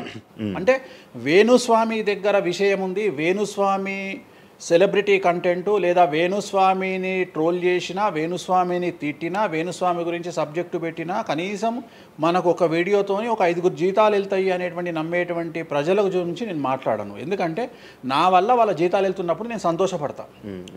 నా వల్ల జీతాలు వెళ్తున్నప్పుడు నేను ఎంత తిడితే నాకు అంత ఆనందం. ఎందుకంటే వేణుస్వామి మంచోడు అని చెబితే ఎవడు చూడడు. వేణుస్వామిని తిడితే 5 లక్షలు చూస్తాడు. 5 లక్షలు అంటే కనీసం 30,000 రూపాయలు. అంటే నాకు తెలియదు సరిగా, ఒక జీతం వెళ్ళిపోతుంది కదా. సో నేను అనే పాయింట్ ఏంటంటే, నన్ను తిడితే నేను అసలు బాధపడను, నన్ను తిడితే నేను సంతోషపడతా. కారణం ఏంటంటే, అట్లీస్ట్ ఆ వీడియోతోని నన్ను ఒక 1000 మంది అన్న గుర్తుపడతారు. ఇప్పుడు ఆస్ట్రాలజీ పరంగా నాకు ఉండే గుర్తింపు నాకు ఉంది, నేను కాదనను. కానీ ఇంకా నా గుర్తింపు నేను పెంచుకోవాలంటే ఎట్లా పెంచుకుంటా, నాతో అయిపోయింది. ఇంతకంటే నేను ఏం చేయలేను. ఇక నేను మ్యాక్సిమం చేసేసిన ఆస్ట్రాలజీలో. ఇప్పుడు వేణుస్వామి అంటే సౌత్ ఇండియాలో వేణుస్వామి అనగానే ఆస్ట్రాలజీ పేరు వస్తుంది, ఆస్ట్రాలజీ అనగానే వేణుస్వామి వస్తుంది. ఎవడు అవునన్నా కాదన్నా నేనే మార్గదర్శకం, దీంట్లో అనుమానమే లేదు. కానీ ఇంతకంటే నాకు ఇంకేదో కావాలి అంటే నేను డబ్బులు, ఇప్పుడు మీరు నా దగ్గరకు వచ్చిర్రు, ఎక్కడైనా నా నేమ్ ప్లేట్ మీరు చూసిరా? చూడలేదు. నా ఫోటో కనిపించిందా మీకు నా ఆఫీస్లో? లేదు. అది నా రేంజ్, అది నా రేంజ్. నాకు విజిటింగ్ కార్డు ఉండదు, నాకు విజిటింగ్ కార్డు ఉండదు, నాకు నేమ్ ప్లేట్ ఉండదు, నాకు నా ఫోటో ఉండదు ఎక్కడ. అమ్మవారి ఫోటోలు, వెంకటేశ్వర ఫోటోలు తప్ప నా పర్సనల్ ఫోటోలు నేను ఎక్కడ పెట్టుకోను. మీరు నన్ను వేణుస్వామి కాదు ఎల్లయ్య అన్న నేను యాక్సెప్ట్ చేస్తాను. ఒకవేళ ఒక రోజు యాంకరింగ్లో ఒక ఆమె ఏం చేసిందంటే, అమ్మాయి ఇంటర్వ్యూ చేయబోతూ వేణుస్వామి కాకుండా ఏదో కొత్త పేరు చెప్పింది. కొత్త పేరు చెప్పి భయపడ్డది. అంటే నేను ఫ్లోలో చెప్పేసి భయపడ్డది. స్వామి తప్పు చెప్పినా అంటే నీ ఇష్టం వచ్చిన పేరు చెప్పుకోపో అన్న. జనాలకైతే నేను వేణుస్వామి అని తెలుసు కదా. ఇప్పుడు వేణుస్వామి బొమ్మేసి పుల్లయ్య అంటే అయితే వేణుస్వామి అనుకుంటారు కదా జనాలు. నేను అనేది అది. సో నాకు ఎంత విమర్శ చేస్తే ఐఎమ్ ఫీల్ హ్యాపీ. అంటే మీ గురించి మీరు అంత క్రియేట్ జనాల్లో అందరికీ తెలుసు, అంత ఉంది ఆల్రెడీ. నేను మౌత్ పబ్లిసిటీని నమ్ముతా. మౌత్. రెండవది సింపుల్ లాజిక్. తెలుగు జనాలు అంత పిచ్చోళ్ళ. ఎక్కడ ఎవరి గురించి నెగిటివ్ పడుతుంది, ఏం పడుతుంది, ఎందుకు పడుతుంది, దీని వెనకాల ఏం జరుగుతుంది అని ఆలోచించలేనంత చవటలో అని నేను అనుకోను. ప్రతి యాడ్ను క్షుణ్ణంగా పరిశీలిస్తారు, ప్రతి టీవీలో టెలికాస్ట్ అయ్యే ప్రతిదీ క్షుణ్ణంగా పరిశీలిస్తారు, దీని వెనక వీళ్ళ మోటో ఏంది అనేది కూడా ఆలోచిస్తారు. సో చాలా సింపుల్గా అనలైజ్ చేస్తారు. సో అంత మాత్రాన నాకు వచ్చేదేముంది, జనాలు ఒకటి నన్ను విమర్శించేవాడికి లేదా నన్ను శత్రువుగా భావించేవాడు ఆ 2 రోజులు మంది ఎక్కువ తాగుతాడు, 2 పెగ్గులు, అంతకుమించి వాడు వీకేది ఏం లేదు. రెగ్యులర్గా తాగే మందు కంటే 2 పెగ్గులు ఎక్కువ తాగుతాడు, 2 ముక్కలు ఎక్కువ తింటాడు, ఎందుకంటే అబ్బా వేణుస్వామికి ఏదో అయిపోయింది అని. కానీ అంతకుమించి జరిగేది ఏముంటుంది, వేణుస్వామి మర్డర్ చేసినా, మానభంగం చేసినా రాజ్యాంగానికి అతీతంగా లోపలికి పోతాడు. అది కాకుండా 19(1) ప్రకారమే ఎవరికైతే జనాలకు స్వేచ్ఛ మాట్లాడే హక్కు ఉందో దాన్ని బేస్ చేసుకుని వేణుస్వామి మాట్లాడతాడు తప్ప వేణుస్వామి రాజ్యాంగాన్ని మీరి ప్రవర్తించేటువంటి పరిస్థితి లేదు. రాజ్యాంగానికి లోబడి ప్రవర్తిస్తాడు. సో ఆర్టికల్ స్పీచ్ 19(1) ప్రకారమే మాట్లాడతాడు. దీంట్లో ఎటువంటి సమస్యలు లేదు. నా వృత్తి ఆస్ట్రాలజీ. సో పర్ఫెక్ట్గా మాట్లాడుకుంటా. కానీ నా గురించి నెగిటివ్గా మాట్లాడే వాళ్ళు ఎప్పుడు కూడా నా శ్రేయోభిలాషలే, ఎందుకంటే వాళ్ళు నా స్థాయిని పెంచుతూ ఉన్నారు కాబట్టి నేను వాళ్ళని ఎప్పుడూ శత్రువులుగా భావించను. వేణుస్వామి గారితో డేంజర్ అంటే మిగతా కొంతమంది బ్రాహ్మణ లైక్ పంతులు కానీ వీళ్ళు కానీ చెప్పేది ఇది, వేణుస్వామి గారి డేంజరు ఆయన్ని ఒకవేళ ఏమైనా అంటే మళ్ళీ ఆయన పూజలు చేసి మనం నాశనం అయిపోయేలా ఇది కూడా ఆయన చేయగలడు, పవర్స్ ఉన్నాయి. నమ్ముతున్నట్టే కదా, అంటే నాకు వర్త్ ఉందనే కదా. అలా అలా అర్థం కాదు, వర్తున్నట్టే కదా. ఇప్పుడు వర్త్ లేకపోతే ఫీల్ కావాలి.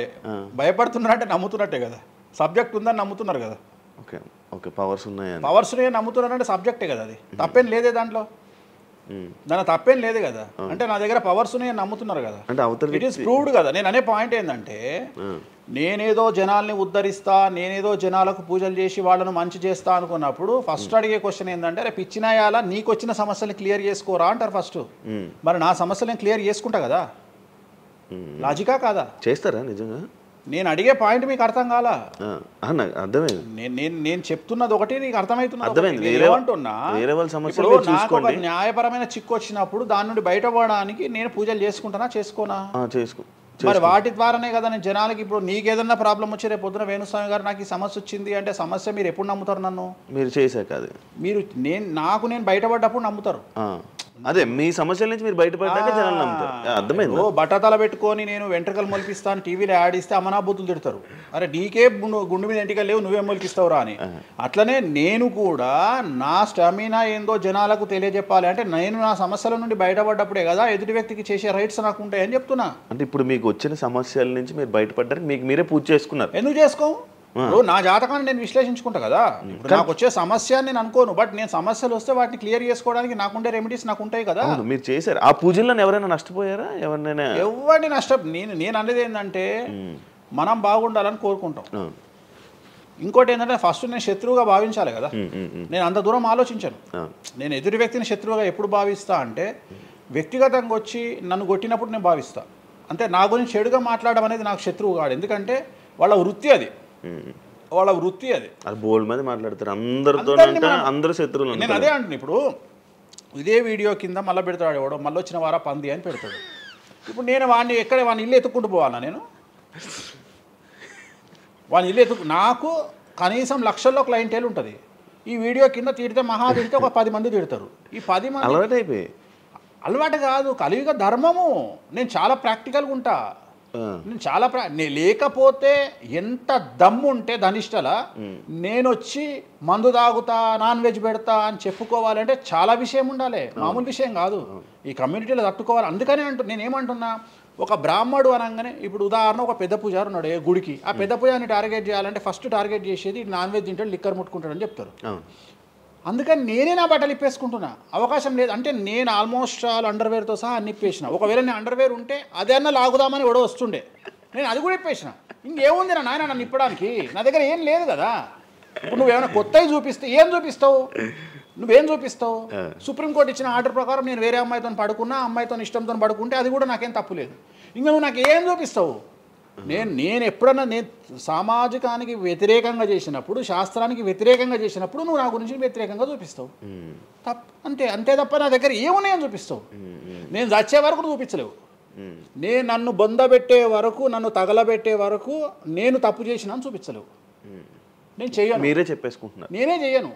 నేను ఇప్పుడు పైసలు లేనివాడు, పైసలు పోగొట్టుకున్నవాడు బెట్టింగ్లోకి పోతాడు. లేదా ఇప్పుడు కొత్త వ్యవహారాలు ఉన్నాయి. ఒకడేమో నిధులు దొరుకుతాయని పోతాడు, ఒకడేమో రైస్ పుల్లర్ అని పోతాడు. ఇవన్నీ ఏం కావని తెలుసు, మనకు తెలుసు, వాడికి తెలియదు. వాడు మానసికంగా వీక్ కాబట్టి వాడు సొంతంగా డబ్బులు దొంగతనంగా నాకు అవసరమే లేదురా నాయన. నాకు వేరే వ్యాపకాల నుండి డబ్బులు వస్తున్నప్పుడు లంగ పని చేసే అవకాశం నేనెందుకు చేస్తా? నాకు అవసరమే లేదు. నన్ను లంగ పని చేయమని చెప్తే నేను చెయ్య, నాకు వద్దు. నేను లంగ పని చేసే సవ్వాలే లేదు, నాకు అవసరం లేదు. రెండోది ఏంటంటే, నా దగ్గరికి రానంత వరకే నా గురించి నెగిటివ్గా మాట్లాడతారు. ఒక్కసారి నా ఆఫీస్లోకి ఎంటర్ అయ్యారు అంటే వానికే అర్థమైపోతుంది, నీ అమ్మాయి కుల్లా ఉన్నాడు రా నాయన, ఈయనతో వేస్ట్, ఈయన దగ్గర ఏం దొరకదు.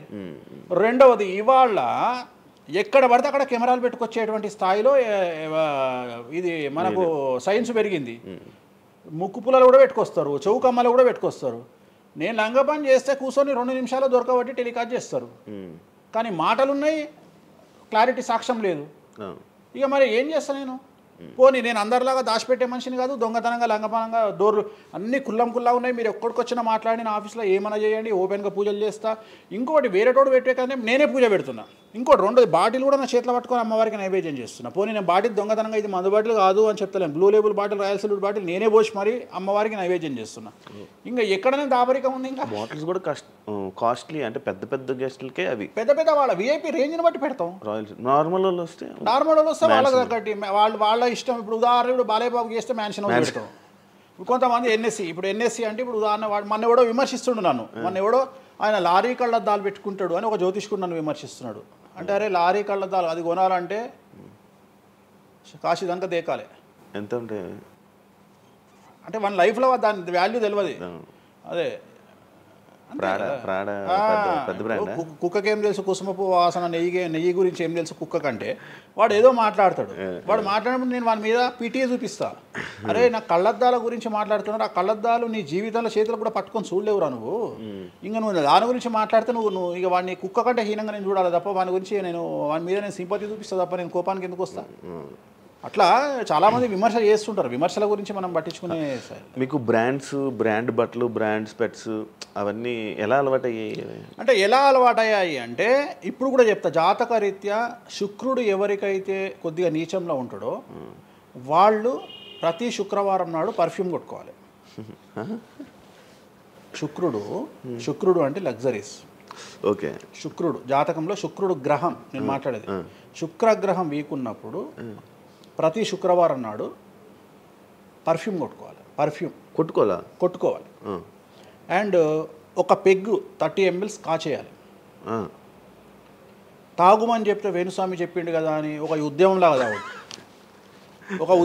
తాగొద్దు. ఒక 30 ml స్కాచ్ తాగాలి. అట్లా ఒక 3 నెలలు చేసిన తర్వాత డెవలప్మెంట్ ఏందో మీకే కనిపిస్తుంది. డెవలప్మెంట్ ఏందో మీకే కనిపిస్తుంది. మళ్ళీ వేణుస్వామి మందు తాగేమన్నాడు అని కాంట్రవర్సీ కావచ్చు. డాక్టర్లే చెప్తారు, డాక్టర్లే 30 ml తాగితే హార్ట్కి మంచిది, బీపీకి మంచిది అని చెప్తారు. కానీ డాక్టర్ల పేరు అడ్డం పెట్టుకొని కుంభాలు తాగుతారనే భయానికి డాక్టర్లు చెప్పరు, 30 ml అనేది చాలా మంచిది. బట్ నేను రోజు తాగమంటలేను. శుక్రవారం నాడు మాత్రమే, అది కూడా శుక్రుడు నీచంలో ఉంటే, శుక్రుడు 6వ ఇంట్లో, 12వ ఇంట్లో, 8వ ఇంట్లో ఉన్న, శుక్రుడి మీద శని దృష్టి ఉన్న జాతకరీత్యా మీరు శుక్రవారం నాడు 30 ml పెగ్గు తాగండి నైటు. అది కూడా ఫ్యామిలీతోని మహమ్మద్ రఫీ పాటలు పెట్టుకొని, ఏఆర్ రెహమాన్ పాటలు పెట్టుకొని, ఇళయరాజా పాటలు పెట్టుకొని ఆ పెగ్గు తాగి ఆ పాటలు ఎంజాయ్ చేసి పండుకోండి హ్యాపీగా. సో మీ లైఫ్ ఎట్లుంటుందో చూడండి. నేను మాట్లాడేది వ్యాపారమో ఇతర ఉద్యోగం చేసే వాళ్ళ గురించి కాదు. ప్రత్యేకించి 100 రూపాయల దగ్గర 1,00,000 రూపాయలు సంపాదించగలిగి రియల్ ఎస్టేట్ వ్యాపారులు, వ్యాపారస్తులు, పొలిటీషియన్స్, పెద్ద పెద్ద వాళ్ళ గురించి మాట్లాడుతున్నా. టీచర్లు, అటెండర్ల గురించి నేను మాట్లాడతలేను. టీచర్ ఎంత తాగినా తాగుడు మిగులుతుంది తప్ప పైసలు రావు, ఎందుకంటే ఆయన జీతం అంతే కాబట్టి. సో ఎక్కడైతే పెరగడానికి ఆస్కారం ఉంటుందో వాళ్ళ గురించి మాట్లాడుతున్నా. సో ఇది కూడా మంచిది రెమెడీ. సో ఇలాంటి రెమెడీలు చెప్పాలంటే వేణుస్వామి చెప్తాడు కానీ వేరేటోడు చెప్పాడు. ఎందుకంటే వాడికి భయం, మందు తాగమంటే తప్పు. అరే మందు తాగమంటే తప్పు అయితే మందు యాడ్ ఎందుకు వస్తుంది, మందు ఎందుకు తయారు చేస్తారు? సో ఇదన్నీ అందుకనే దేశ కాలమాన పరిస్థితి. కసినో తీసుకుపోయి గోవాలో పెడితేనేమో లీగలు, హైదరాబాద్లో పెడితే ఇల్లీగలు. సో నేను దేశ కాలమాన పరిస్థితులు అందుకనే చెప్తున్నా. దేశ పరిస్థితులు అంటే గోవాలో యాక్సెప్ట్ గేమింగ్ యాక్ట్, ఇండియా హైదరాబాద్లో యాక్సెప్ట్ కాదు. సో అదే చెప్తున్నా. ఒక దగ్గర విడాకులు అనేవి ఇండియాలో కష్టము, అమెరికాలో ఈజీ. అమెరికాలో 10 విడాకులు తీసుకున్నా ఎవడు పట్టించుకోడు. సో ఇవన్నీ కామన్. ఒకప్పుడు ఒక పెళ్లి చేసుకో, రెండో పెళ్లి అనేది చాలా పెద్ద విషయం. ఇవాళ తెలుగు సమాజం కానీ ఎంత గొప్పదైపోయిందంటే 5వ పెళ్లికి కూడా శుభమా అంటూ 5వ పెళ్లి అంటున్నారు. కాబట్టి చాలా వైడ్ రేంజ్ ఆఫ్ థింకింగ్ అనేది మారిపోయింది. కాబట్టి వేణుస్వామి కూడా మారిండు దాంట్లో. సింపుల్, అంతే, ఏం లేదు. ఇనయ మీ ఫ్రెండే ఇనయ ఫ్రెండ్ అనే పదం తప్పు కదా. ఫాలోవర్స్ ఉంటారు, నా క్లయింట్లు ఉంటారు. నా క్లయింట్లు ఉంటారు అంతేగాని. తనకి బాయ్ ఫ్రెండ్ రీసెంట్గా బాయ్ ఫ్రెండ్ వచ్చి బ్రేకప్ అయింది కదా, మరి మీరు చెప్పలేదా తనకి? ఇలా నాకు సంబంధం లేదు. మీ దగ్గర కూడా పూజ చేయించుకున్నారు కదా మీ దగ్గర. నేను పూజ చేసింది ఆమె పర్సనల్ ఇష్యూ కోసం కాదు కదా. నేను ఆమె పూజ చేసింది సినిమా కోసం చేసినా. ఇప్పుడు రాజాసార్లు ఆమె చేస్తుంది కదా, ప్రభాస్ సినిమాలో ఆమె యాక్టింగ్ చేస్తుంది. అంతవరకు నా దగ్గరికి 190 మంది వస్తారు కదా, వాళ్ళ గురించి వ్యక్తిగతంగా వాళ్ళని కంటిన్యూగా ఉండేది నాకు లేదు. నాగ చైతన్య శోభిత జాతకాన్ని మీరు చెప్పడం జరిగింది కదా, అది తప్పని ఇప్పటికైనా ఒప్పుకుంటున్నారా? టైం విల్ డిసైడ్ అండి ఏదైనా కానీ. నేను జాతకాలు చెప్తా, పర్సనల్గా నాకు ఎవరి మీద ఏ కోపాలు ఉండవు. వేణుస్వామి జాతకం చెప్పినప్పుడు కామెడీ, 2-3 ఏళ్ళు అయినాక సీరియస్. సో నేను నమ్మింది నేను చెప్పిన, సింపుల్. ఓకే. సెలబ్రిటీ జాతకాలు వేణుస్వామి చెప్పి కలకల్లాడిన వేణుస్వామి ఈ మధ్య సెలబ్రిటీల నుంచి కొంచెం రావడం కానీ విజిటింగ్ కొంచెం తక్కువ అయ్యి డౌన్ అయ్యింది అంటున్నారు, నిజమా? అది పెరిగింది. కాకపోతే ఇంతకు ముందులాగా పబ్లిక్లో పెట్టట్లేదు. ఓకే, నేను పెట్టట్లేదు. ఓకే, దిష్టి అని కాదు, నేను పెట్టట్లేదు. అవసరం లేదు, ఆ స్థాయి దాటిపోయినా అనుకుంటున్నా.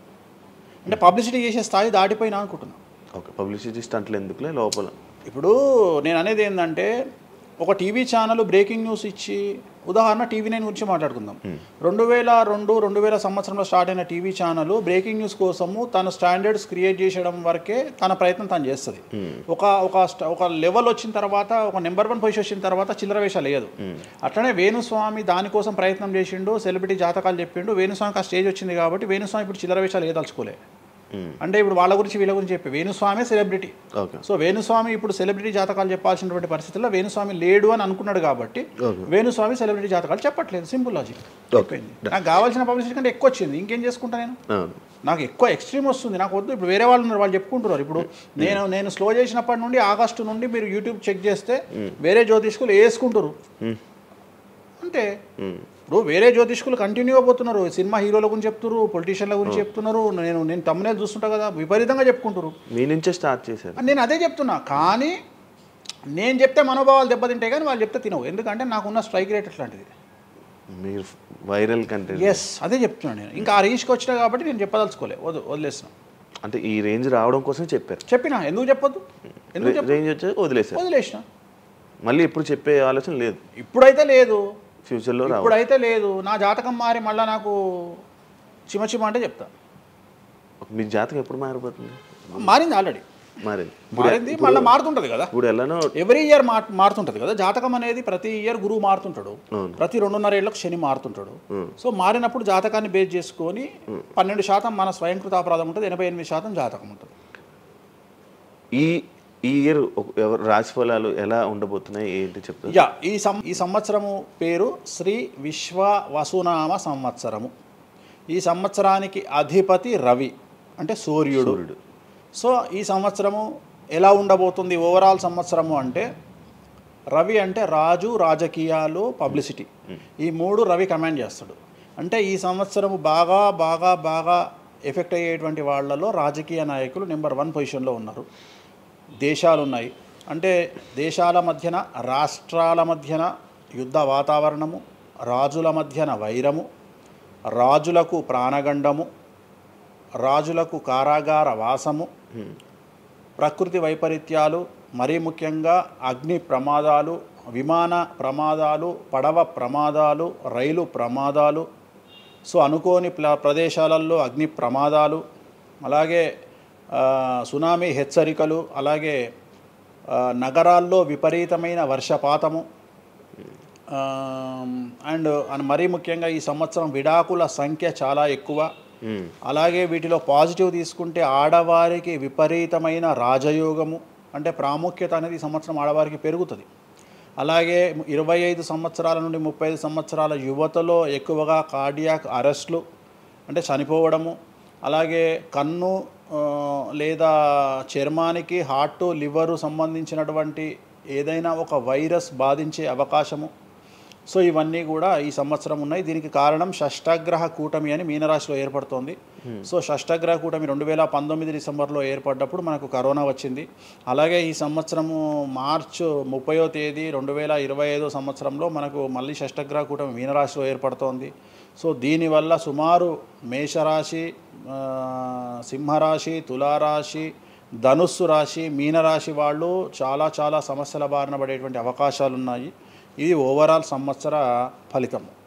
ఇక మేషాది మీనరాశిలో ద్వాదశ రాశులు కనుక తీసుకున్నట్టయితే, మేషరాశి గురించి తీసుకుంటే, మేషరాశికి ఎవరైతే 1995 నుండి 2003 మధ్యన జన్మించి ఉన్నారో వాళ్ళందరికీ ఈ సంవత్సరము రెండవసారి ఏలినాటి శని ప్రారంభమవుతూ ఉంది.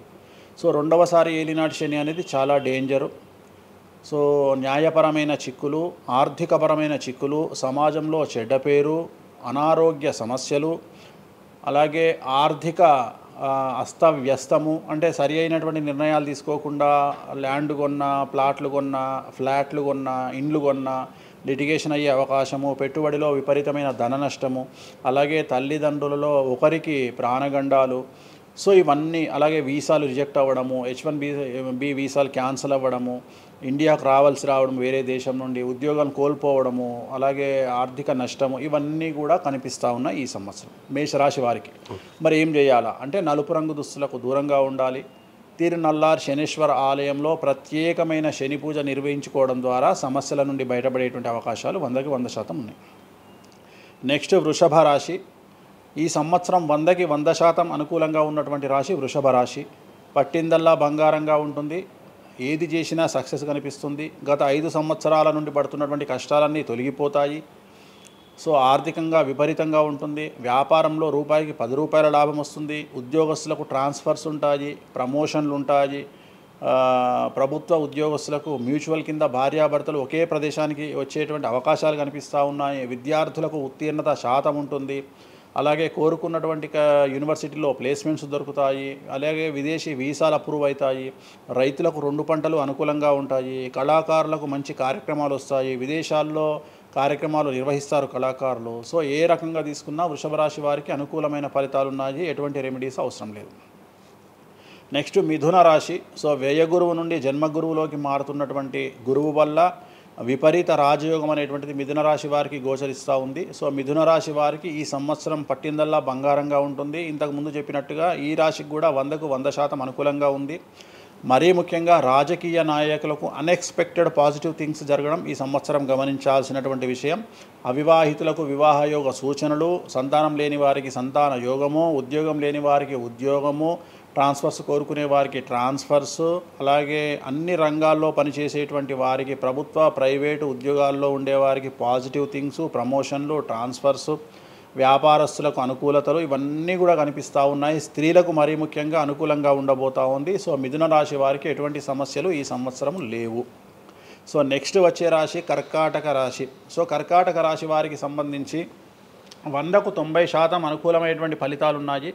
10% సమస్య ఏమిటి అంటే మే 9, 2025 నాడు గురువు వ్యయంలోకి వస్తూ ఉన్నాడు. మిథున రాశి ప్రవేశం అనేటువంటిది గురువు వ్యయంలోకి వస్తూ ఉన్నాడు. అది ఒక్కటే ఒక సమస్య కనిపిస్తూ ఉంది. సో 90% చాలా అనుకూలంగా ఉండబోతూ ఉంది. అష్టమ శని వెళ్ళిపోతుంది. 9వ ఇంట్లోకి శని భాగ్యస్థానంలోకి వస్తున్నాడు. సో అనుకూలమైనటువంటి ఫలితాలు ఉన్నప్పటికీ ఎవరైతే కర్కాటక రాశి జాతకులు 60 సంవత్సరాలు దాటి ఉంటారో వాళ్లకు సమస్యలు అనేటువంటివి, ఆరోగ్యపరమైన ఇబ్బందులు అనేటువంటివి కనిపిస్తున్నాయి. అలాగే తొందరపాటు నడక వల్ల, అంటే మెట్లు ఎక్కేటప్పుడు దిగేటప్పుడు నీరు ఉన్న దగ్గర నడిచేటప్పుడు జాగ్రత్తలు తీసుకోండి. ఎందుకంటే గురువు వ్యయం వల్ల కింద పడి కాళ్ళు చేతులు విరగొట్టుకునే అవకాశం ఉంది కర్కాటక రాశి వారికి. మరి రెమెడీ ఏమిటి అంటే ప్రతి గురువారం నాడు లెమన్ ఎల్లో షర్ట్ ధరించడం మగవాళ్ళైతే, ఆడవాళ్ళైతే లెమన్ ఎల్లో డ్రెస్సును ధరించడం వల్ల కర్కాటక రాశి వారు సమస్యల నుండి బయటపడతారు. నెక్స్ట్ సింహరాశి. సో సింహరాశి జాతకులకు అష్టమ శని ప్రారంభమవుతూ ఉంది. ఖచ్చితంగా అన్ని రంగాల వారికి, చిత్ర పరిశ్రమ వారికి, టీవీ రంగం వారికి, మీడియా రంగం వారికి, రాజకీయ నాయకులకు, వ్యాపారస్తులకు, అన్ని వర్గాల వారికి సమస్యలు ఉంటాయి. న్యాయ వ్యవస్థ పరంగా న్యాయపరమైన చిక్కులుంటాయి, సంచలనాలు నమోదవుతాయి, మీడియాకి ఎక్కే అవకాశం ఉంది. సమాజంలో చెడ్డ పేరు, తల్లి తండ్రి లేదా భార్య భర్త తరపున ఎవరికైనా ఒకళ్లకు ఆరోగ్యపరమైన ఇబ్బందులు ఏర్పడే అవకాశం ఉంది. కాబట్టి ఖచ్చితంగా ధన నష్టం ఏర్పడుతుంది. అప్పులు చేయాల్సినటువంటి పరిస్థితి గోచరిస్తూ ఉంది సింహరాశి వారికి. మరి రెమెడీ ఏమిటి అంటే తిరునల్లార్ శనీశ్వర ఆలయంలో ప్రత్యేకమైన శని పూజ నిర్వహించుకోవడం ద్వారా సమస్యల నుండి బయటపడేటువంటి అవకాశాలు కనిపిస్తూ ఉన్నాయి. సో నెక్స్ట్ వచ్చిన రాశి కన్యారాశి. సో కన్యారాశి వారికి 6వ ఇంట్లో నుండి శని వెళ్ళిపోతూ ఉన్నాడు. ప్రజెంట్ శని 7వ స్థానంలోకి వస్తూ ఉన్నాడు. సో చాలా అనుకూలమైనటువంటి ఫలితాలు ఉంటాయి. నూతన పదవి, నూతన ఉద్యోగంలో ప్రమోషన్లు, కోరుకున్న చోటకి బదిలీలు, వ్యాపారంలో అన్ని రూపాయలకు ఎక్కువగా సంపాదించడము, స్త్రీలకు కోరుకున్న దానికంటే ఎక్కువ ధనం రావడము, భార్యాభర్తల మధ్య అన్యోన్యత, విద్యార్థులకు ఉత్తీర్ణత శాతం పెరగడము, అలాగే విద్యార్థులకు వీసాలు ఏర్పడము, కోరుకున్న ప్లేస్మెంట్స్ దొరకడము, రైతులకు 2 పంటలు అధిక దిగుబడి రావడము, ఇవన్నీ కూడా కన్యా రాశి వారికి కనిపిస్తున్నాయి. రెమెడీస్ అవసరం లేదు. ఈ సంవత్సరం చాలా బాగుంది. నెక్స్ట్ తులారాశి. సో ఈ అన్ని రాశుల్లోకి అతి డేంజర్ రాశి, సమస్యల బారిన పడే రాశి తులారాశి. ఎందుకంటే షష్టగ్రహ కూటమి ఎఫెక్టు 6వ ఇంట్లో, 6వ స్థానములో శని 6వ ఇంట్లో. సో తులారాశి అనేది అతి పెద్ద సమస్యను ఎదుర్కోబోతూ ఉంది. తులారాశి వారికి ఆర్థికంగా విపరీతమైనటువంటి రాబడి ఈ సంవత్సరం ఉంటుంది. డబ్బు మినహా అన్ని రకాలుగా మీకు సమస్యలు ఉంటాయి. డబ్బు కోరుకున్న దానికంటే ఎక్కువగా వస్తుంది, కానీ న్యాయపరంగా, ఆర్థిక పరంగా, సామాజికంగా తప్పుడు నిర్ణయాలు లేదా తప్పుడు సమస్యలు లేదా సమాజంలో చెడ్డ పేరు, సమాజంలో సంఘంలో చెడ్డ పేరు, ఆరోగ్యపరమైన ఇబ్బందులు, న్యాయపరమైన చిక్కులు. సో తులారాశి వారికి ఏ విధంగా తీసుకున్నా ఒక్క డబ్బు మినహా మిగతా అన్ని సమస్యలే. డబ్బు రాబడి మాత్రమే గొప్పగా కనిపిస్తూ ఉంది, అన్ని సమస్యలే కనిపిస్తూ ఉన్నాయి. తిరునల్లార్ శనీశ్వర ఆలయంలో ప్రత్యేకమైన శని పూజ నిర్వహించుకోవడం ద్వారా సమస్యల నుండి బయటపడతారు. సో నెక్స్ట్ వృశ్చిక రాశి. సో వృశ్చిక రాశి వారికి అర్ధాష్టమ శని వెళ్ళిపోతూ ఉంది. సో చాలా అనుకూలంగా ఉంటుంది. కళాకారులకు, సినిమా స్టార్స్కు, టీవీ వాళ్లకు, మీడియా వాళ్లకు చాలా అనుకూలంగా ఉండబోతూ ఉంది. రాజకీయ నాయకులకు విశేషించి యోగకాలంగా భావించాల్సి ఉంటుంది. విద్యార్థులకు ఉత్తీర్ణత శాతం పెరుగుతుంది, వీసాలు దొరుకుతాయి. అలాగే విదేశాలకు వెళ్ళే వారికి ఉద్యోగాలు దొరుకుతాయి. అలాగే ఉత్తీర్ణత శాతం పెరుగుతుంది. ప్రేమ వ్యవహారాలు ఫలిస్తాయి. భార్యాభర్తల మధ్యన అన్యోన్యత ఉంటుంది. అవివాహితులకు వివాహ సూచనలు ఉంటాయి. అలాగే సంతానం లేని వారికి సంతానం ఉంటుంది. సో వృశ్చిక రాశి వారికి అన్ని రంగాల, అన్ని వర్గాల వారికి పూర్తి అనుకూలతలు ఉంటాయి. రెమెడీస్ ఏమీ లేవు, నెగిటివ్స్ ఏమీ లేవు. సో నెక్స్ట్ ధనుస్సు రాశి. ధనుస్సు రాశి వారికి ఈ నెల మార్చి 30 ఉగాది నుండి అర్ధాష్టమ శని ప్రారంభమవుతూ ఉంది. సో కొన్ని సమస్యలు, ఆర్థికపరమైన ఇబ్బందులు ఉంటాయి. పెట్టుబడుల విషయంలో జాగ్రత్తగా ఉండండి. మరీ ముఖ్యంగా తల్లికి సంబంధించిన ఆరోగ్యం మిమ్మల్ని కలవరపెట్టవచ్చు. సో తల్లిగారి ఆరోగ్యం పట్ల జాగ్రత్తలు తీసుకోండి. అలాగే పెట్టుబడుల విషయంలో జాగ్రత్తలు తీసుకోండి. సమాజంలో చెడ్డ పేరు వచ్చే అవకాశం ఉంది కాబట్టి జాగ్రత్తగా ఉండండి. సో ధనుస్సు రాశి వారు తిరునల్లార్ శనీశ్వర ఆలయంలో ప్రత్యేకమైన శని పూజ నిర్వహించడం ద్వారా సమస్యల నుండి బయటపడతారు. సో నెక్స్ట్ మకర రాశి. గత 10 సంవత్సరాల నుండి మకర రాశి వారు పడుతున్నటువంటి బాధలన్నీ తొలగిపోతాయి. 7.5 సంవత్సరాల ఏలినాటి శని వెళ్ళిపోతూ ఉంది. సో పట్టిందల్లా బంగారంగా ఉంటుంది. ఆర్థికంగా, సామాజికంగా, రాజకీయంగా, న్యాయపరంగా, వివాహపరంగా, సంతానపరంగా, అవివాహితులకు వివాహ యోగ సూచనలు, సంతానం లేని వారికి సంతానము, ఉద్యోగం లేని వారికి ఉద్యోగము, విదేశాల్లో ప్రయత్నం చేసే వారికి అనుకూలతలు, అలాగే ట్రాన్స్ఫర్సు, ప్రమోషన్స్ అన్నీ కూడా అనుకూలంగా ఉన్నాయి. ఎటువంటి రెమెడీస్ అవసరం లేదు. కానీ ఒకే ఒక్క విషయం, భార్యాభర్తల మధ్యలో గొడవలు వచ్చేటువంటి అవకాశాలు కనిపిస్తూ ఉన్నాయి. మకర రాశి వారికి ఎడబాటు కనిపిస్తూ ఉంది. ఆ ఒక్క విషయంలో జాగ్రత్తలు తీసుకోండి, కోపాన్ని తగ్గించుకోండి. సో నెక్స్ట్ కుంభరాశి. కుంభరాశికి 2వ స్థానంలో షష్టగ్రహ కూటమి ఏర్పడుతుంది కాబట్టి ధన నష్టం అనేటువంటిది ఏర్పడబోతూ ఉంది. అతి పెద్ద ధన నష్టం మీరు పెట్టేటువంటి ఇన్వెస్ట్మెంట్ రూపంలో కావచ్చు, భూములు కొన్నా, ఇండ్లు కొన్నా, లేదా ఏదైనా వ్యాపారంలో పెట్టుబడి పెట్టినా చాలా తీవ్రమైన ధన నష్టాన్ని మీరు ఎదుర్కొనే అవకాశం ఉంది. కాబట్టి తొందరపాటు చర్యలు, తొందరపాటు నిర్ణయాలకు దూరంగా ఉండండి. నలుపు రంగు కార్లకు, నలుపు రంగు వస్తువులకు దూరంగా ఉండండి. తిరునల్లార్ శనీశ్వర ఆలయంలో ప్రత్యేకమైన శని పూజ నిర్వహించడం ద్వారా కుంభరాశి జాతకులు సమస్యల నుండి బయటపడతారు. ఇక చివరిదైనటువంటి రాశి మీనరాశి. మీనరాశి వారికి జన్మంలో అంటే మీనరాశిలోనే షష్టగ్రహ కూటమి ఏర్పడతా ఉంది. సో చాలా సంచలనాలు ఉంటాయి. నెగిటివ్సే కనిపిస్తూ ఉన్నాయి, పాజిటివ్స్ ఒక్కటి కూడా కనిపించడం లేదు. ఆర్థికంగా, న్యాయపరంగా, సామాజికంగా, ఆరోగ్యపరంగా, కుటుంబపరంగా అన్ని రకాల ఇబ్బందులు ఎదుర్కొంటారు. సంచలనాలు ఫేస్ చేయాల్సి వస్తుంది. కుటుంబంలో ఆరోగ్యపరమైన ఇబ్బందులు ఉంటాయి, ఆర్థికపరమైన నష్టాలు ఉంటాయి, భార్యాభర్తల మధ్యన గొడవలు ఉంటాయి, ఎడబాటుకు దారితీసే అవకాశం ఉంది. తల్లిదండ్రుల్లో వారికి ప్రాణగండం కనిపిస్తూ ఉంది. సో చాలా సమస్యలు మీనరాశి వారు ఫేస్ చేసే అవకాశం ఉంది. తిరునల్లార్ శనీశ్వర ఆలయంలో ప్రత్యేకమైన శని పూజ నిర్వహించడం ద్వారా ఈ సమస్యల నుండి బయటపడేటువంటి అవకాశాలు ప్రస్ఫుటంగా కనిపిస్తున్నాయి. ఇవి 12 రాశుల వివరాలు. స్వామి, ఇది మామూలుగా పంచాంగం చూసి చెప్తూ ఉంటారు, మీరు ఏం చూడకుండా ఇవన్నీ ఎప్పుడు నోటికి వస్తాయి కదా, ఇంకెందుకు? ఎవరెవరు ఎక్కడున్నారో తెలుసు కదా. అచ్చా. శని కుంభంలో ఉన్నాడు, మీనంలోకి వస్తున్నాడు ఈ నెల 30. ప్రజెంట్ వృషభంలో గురువు ఉన్నాడు, మే 9కి మిథునంలోకి వస్తున్నాడు. Practice makes perfect. రోజు ఒక్క జాతకం రాయడానికి, రోజు 100 జాతకాలు రాయడానికి చాలా తేడా ఉంటుంది కదా. చూసి ఉన్నాం కదా, పెద్ద అవసరం లేదు. టైం లేకుండా జాతకం చెప్పేవాడిని ఇండియాలో నేను ఒక్కడే.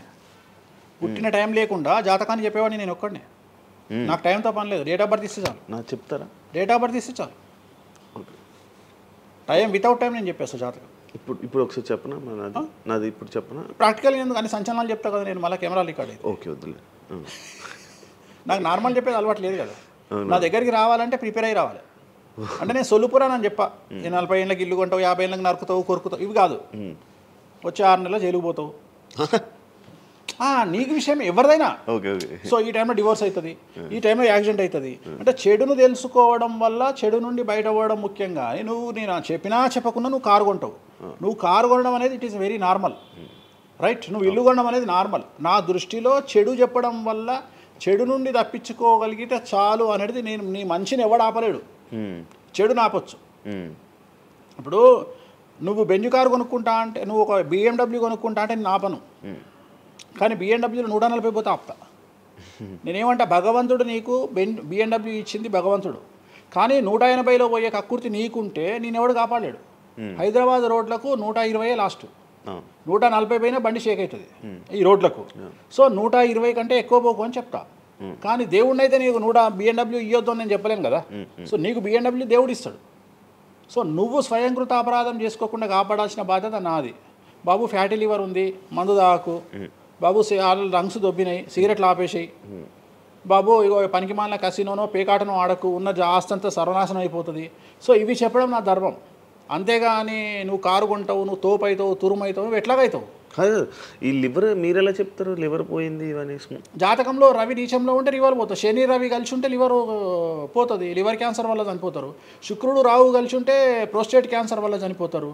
చంద్రుడు నీచంలో ఉంటే ఆడవాళ్ళకు బ్రెస్ట్ క్యాన్సర్ వస్తుంది. డాక్టర్లు చెప్తారు కదా.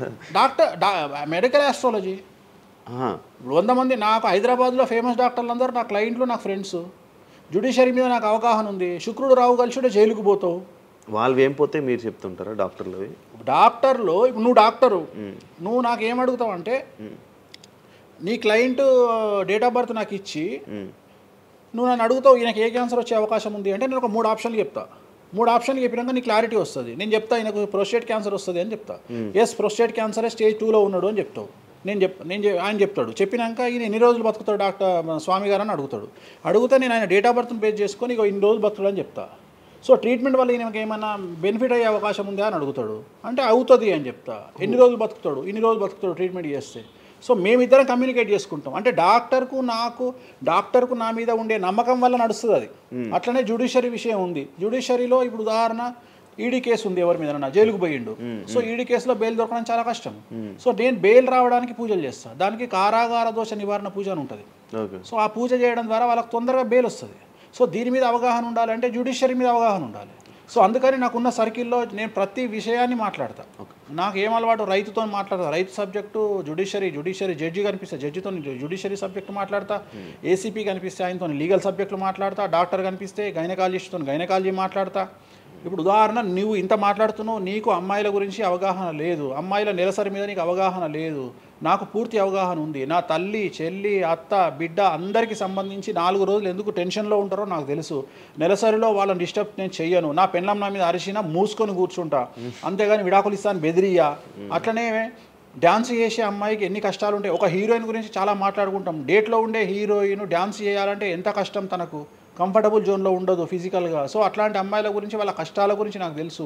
అలాగే పీసీఓడి, పీసీఓఎస్ అంటే ఏందో నాకు తెలుసు. సో హార్మోన్ ఇన్బ్యాలెన్స్ ఎందుకు వస్తుందో నాకు తెలుసు. వాళ్ళకు గడ్డాలు మీసాలు ఎందుకు వస్తాయో నాకు తెలుసు. వాళ్ళకు థైరాయిడ్ ప్రాబ్లమ్స్ ఎందుకు వస్తాయో నాకు తెలుసు. ఏ జాతకంలో ఏ గ్రహం ఎక్కడ ఉంటే ఎలా ఉంటుందో నాకు తెలుసు. అల్లు అర్జున్ లాంటి తోపు తురుము జైలుకి ఎందుకు పోయిండో నాకు తెలుసు. రేవంత్ రెడ్డి సీఎం ఎందుకు అయ్యిండో నాకు తెలుసు. రైట్, మీకు సూపర్ స్టారే కనిపిస్తున్న హీరో తెలుసు, కానీ సినిమాలు లేక సూసైడ్ చేసుకోవడానికి సిద్ధంగా ఉన్న హీరో నాకు కనిపిస్తాడు. అర్థమైందా? మీకు సూపర్ స్టార్ హీరోయిన్ కనిపిస్తుంది, కానీ ప్రేమ పేరుతో ఉన్న సొమ్మంతా తీసుకుపోయి మగవాడికి పెట్టి అడుగు తింటున్న హీరోయిన్ నాకు కనిపిస్తుంది. సో నాకు నెత్తిలో గ్రహాలు కనిపిస్తాయి తప్ప మనుషులు కనిపించరు. శివ అనే వ్యక్తి నాకు కనిపించడు. శివ నెత్తిలో ఉండే 9 గ్రహాలే కనిపిస్తాయి నాకు. జస్ట్ శివ అనేది ఒక పేరు నాకు, బట్ నా 9 గ్రహాలే కనిపిస్తుంటాయి. ఆడుతుంటాయి, డ్యాన్స్ ఆడుతున్నది నాకు కనిపిస్తుంటాయి. నెక్స్ట్ ఇట్లా జరుగుతుంది శివకు నెక్స్ట్ 1 ఇయర్లో. అది నాకున్న ప్రాబ్లం. కనిపిస్తాయా? నాకు అదే కదా, నా దరిద్రం అదే కదా, నాకున్న ప్రాబ్లం అదే కదా. సో నాకు నీ జాతకం ఏందో నాకు కనిపిస్తుంటుంది తర్వాత. అందువల్లనే అట్లా ఆపుకోలేక నోటి దురద వల్ల తొందరపాటు చెప్పే ఇట్లాకి వచ్చిన. అందుకనే ఆపుకుంటున్న వాటిని. అది ఇప్పుడు నా చూసి అంటే చెప్పేస్తారు, మొత్తం కనిపిస్తున్నాయి. అది ఏదో మన సినిమాలో ఉంటుంది, ఆయనకి మొత్తం ఇక్కడ రాత కనిపిస్తుంటుంది. భగవంతుని దయ అంతే. Okay done. థ్యాంక్ యూ స్వామి గారు. టైం లేక మనం తక్కువ తప్పకుండా మళ్ళీ త్వరలో 4-5 నెలల్లో మళ్ళీ మంచిగా చేద్దాం, మళ్ళీ కలిసి మళ్ళీ మాట్లాడదాం. Thank you so much interview ఇచ్చిన. మరొకసారి ప్రేక్షకులకు శ్రీ విశ్వావసునామ సంవత్సర ఉగాది శుభాకాంక్షలు. ఈ సంవత్సరం అంతా శ్రీ వెంకటేశ్వర స్వామి వారి అనుగ్రహంతో మీకు అన్ని శుభాలే జరగాలని కోరుకుంటూ ఓం నమో Venkateshayya. Thank you so much. చూసారు కదా ఇంటర్వ్యూ. ఇంకో గెస్ట్తో మళ్ళీ మీ ముందుకు వస్తాం. అంతవరకు సీ. బాయ్.